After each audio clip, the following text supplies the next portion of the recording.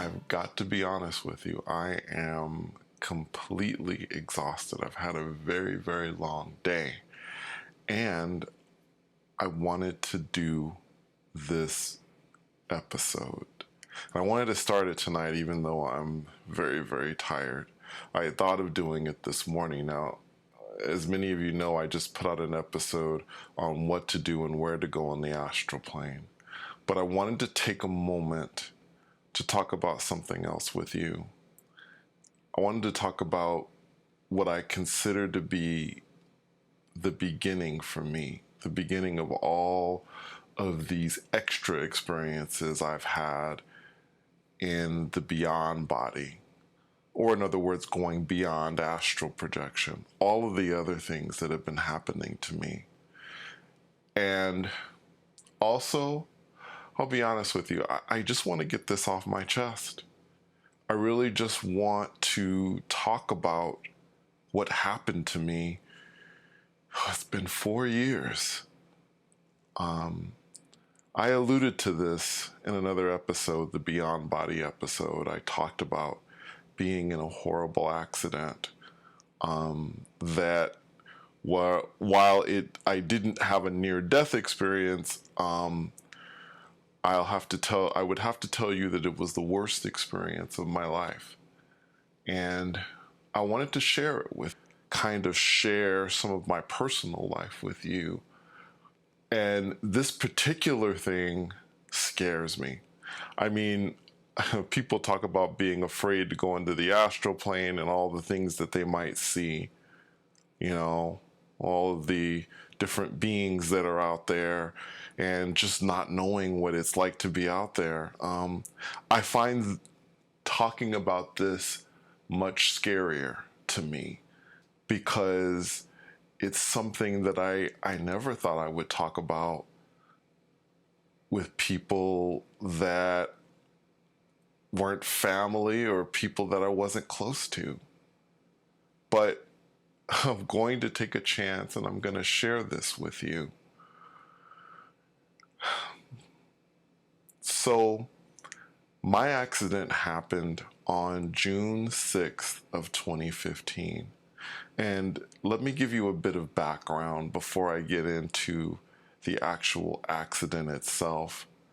I'd always been fascinated with riding a motorcycle. I mean, for years, actually. I thought about it. I had a scooter when I was 16, and since that time, I really had been driving cars, but motorcycles really started interesting me, or really became interesting to me as I got older. And I wanted to learn to ride, so I decided to learn the best way I could, which for us here in Southern California is taking the course done by the California Highway Patrol. And I did that. I thought that was really, truly the right way to do it. And the way that I learned, the way that they taught, it was great. My instructors were wonderful. And I passed.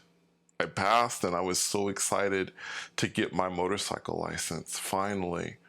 And I went out, and unfortunately I bought probably a motorcycle that I shouldn't have bought. It was way too powerful. Please don't ask me how powerful it was, but it was way, way too powerful of a motorcycle for me as I was just beginning. But I bought it. And it's on me. It's my responsibility. I should have known. But, you do things. And it's interesting because all along the way of this whole thing of going out and buying a motorcycle, all along the way, I had an instinct inside that was telling me not to do this. That was telling me that something terrible was going to happen. But I wasn't nearly as aware as I am now of those instincts and how special they are to all of us and how we should always listen to them. I chose not to listen to them. I chose to ignore those instincts. And I'll always remember I bought the motorcycle, I paid cash for it, and it was delivered to my apartment building. I remember the truck driver dropped it off and he told me some of the areas to go. He had talked about going up into going through Topanga in Southern California. Though, for those of you who aren't familiar with it, there's a street called Topanga, and if you go up, you can go through the hills, and it's a pretty good ride. And he had given me advice to go up there, and so I was excited, and I decided that I was going to take the motorcycle and just do a short ride around, just get used to riding the bike. So I did. I had a helmet that I had bought, and I had a leather jacket, and I had gloves, and I was all equipped. I had everything I needed. And I remember getting on the bike, and I remember riding, and I remember the way the wind felt as it blew over my face. And well, I don't have hair. I don't have any hair, so it wasn't blowing my hair around, that's for sure. But, and also I had a helmet on, of course. But yeah, I can remember because I had the shield of the helmet open so I could feel the wind, and it was just an amazing feeling of freedom for me. I remember coming up to the first stoplight that I had ever come up to on a motorcycle, and then I turned left, and I was thinking, this is going quite well. And then I went down an area where it's kind of an area where there are a lot of businesses and companies, but this was the weekend, and so it was pretty empty. There wasn't really anybody there, and I decided, I'm just gonna ride around. I'm just gonna practice. So, I had arrived in that area, and I was just riding around, and at one point, I came around. I stopped the motorcycle, and I was just, engine was still running. I was like, okay, I'm gonna go up the street here, and then I'm gonna maybe turn around. I'm gonna do some other things. Then I hit the gas, and when I hit the gas, it was too much. Again, I have to tell you, this motorcycle was very, very powerful, and I went so fast. It caught me by surprise. It really did, and I was out of control when I was going with it. And what I should have done? I should have dumped the bike. I should have jumped off, but in the moment, I held on, and I don't know why. I went through some bushes, and it was so chaotic. It was so fast. It happened in a split second. That's all I can really tell you. I don't remember much. I remember going through some bushes and then losing control and then falling. And then there was a moment where I had my eyes closed, and then I opened my eyes. I took my helmet off, and I noticed that my leg, well, my right leg, the bottom half of my right leg was severed, and it was probably 3 or 4 feet away from the rest of my leg. And I was bleeding to death. And it's interesting because people ask me, they're like, so did you faint? Did you lose consciousness? Did you freak out? And, I didn't. I was actually very calm about it all. Strangely enough, I got my cell phone out and I dialed 911. Now, I must not realize that I was in shock. And, well, the 911 operator was asking me, where are you? Where are you? And I couldn't tell that person right away.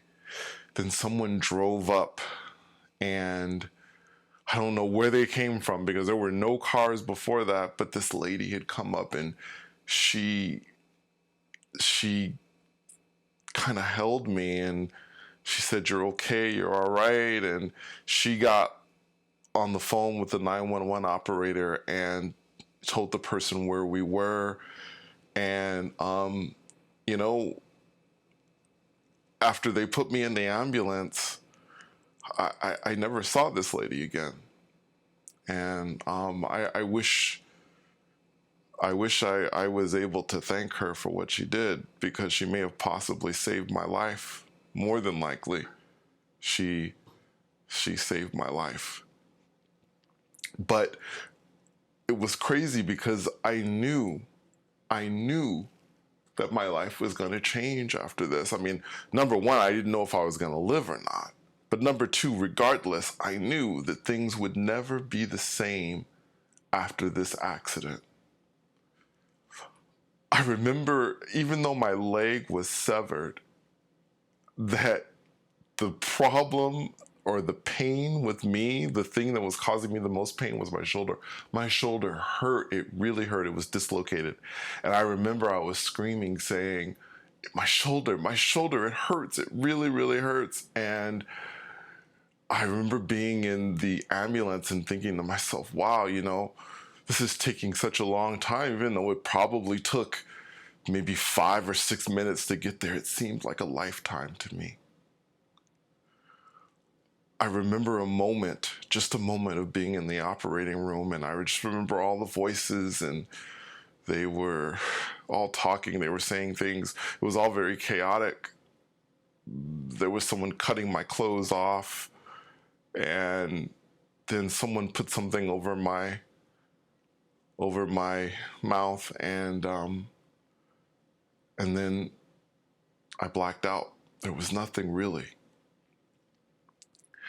And in the next moment, I remember I opened my eyes, and the best friend that I have in the world, the person who I call my little brother, even though I'm an only child, he was there with his family, my goddaughter and his wife. And I was so happy to see them. When something like this happens, this is a time when you really, truly get to know who your true friends are. And I certainly did. And the interesting part of that was this was a wonderful time for me to get to know people that I didn't think would step up. And this was also a time that I realized those that seemed to be my friends were really not truly my friends. But I'm going to do that. I'm going to break this up. This is going to be the end of this particular episode, and I want to do another one that kind of focuses on my time in the hospital and in recovery. But also I want to talk to you about when I began to see things, when I began to see visions, when this beyond body business started to happen, that kind of stuff. So thank you for coming with me on this. This is a tough journey for me. I appreciate you being here.